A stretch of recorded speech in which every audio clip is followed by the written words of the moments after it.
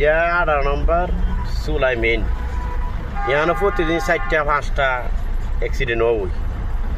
এই যে আজকে একটা হাজির একটা উল্টাইলেছে আরটা গেছে এদিকে মাইরিয়া ওই যে আরটা এইদিকে। আল্লাহ বাসারের মালিক, আমি প্রতিদিন এদিক যাই, প্রতিদিন মনে আমার 8-10 চক্কর পরে এদিক দিয়ে।